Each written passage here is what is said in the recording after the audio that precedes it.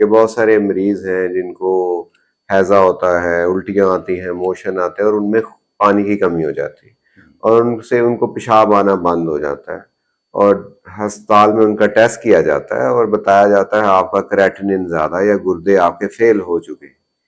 तो ऐसे मरीजों को गुर्दे से एक तो बचाने के लिए क्या करना है और फिर इसका ट्रीटमेंट क्या होगा? गुर्दे जब फेल हो जाएंगे क्या वो हमेशा के लिए खराब हो जाएंगे या उसका कोई इलाज हो सकता है? उसमें ये है कि सबसे इम्पोर्टेंट चीज ये है जो जिनको उल्टियां ज्यादा आती हैं और या डायरिया ज्यादा होता है, तो उसमें जो है ना पानी की कमी को कवर करना चाहिए। जैसे ओआरएस वगैरह साल्ट है, जी, वो लेना चाहिए। नमकोल वाला हाँ, पानी। आपको उल्टियां जितनी मर्जी आ जाएं, मोशन जितने मर्जी आ जाएं, अगर आप उतना पानी पूरा करते जा रहे हैं तो आपको कुछ नहीं होगा।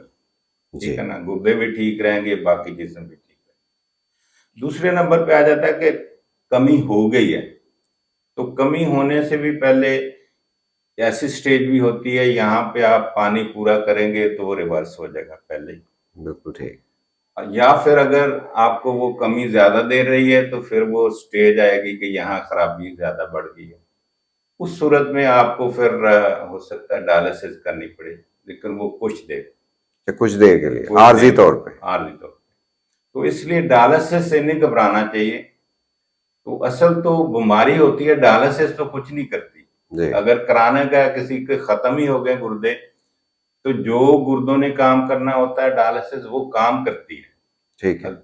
अगर वो वक्ती तौर पे खराब हुए हैं तो वो वक्ती तौर पे काम करेगी, और अगर वो मुश्किल खराब हुए हैं तो फिर मुश्किल ही, या तो डायलिसिस करवानी पड़ेगी या ट्रांसप्लांट करवाना ओके, तो आर्जी जो खराबी होती है उसमें आर्जी ही डायलिसिस की जरूरत पड़ती है या खून को साफ करने की जरूरत पड़ती है? हमेशा के लिए नहीं करनी पड़ती। पड़ेगा। अगर हाँ, आपके डॉक्टर आपको एडवाइस करते हैं कि आर्जी डायलिसिस आप करवा लें तो आपको उस पर राजी हो जाना चाहिए और आर्जी तौर पे डायलिसिस कराने के लिए से हमेशा के लिए गुर्दे दोबारा अपनी असली हालत में आ जाते हैं।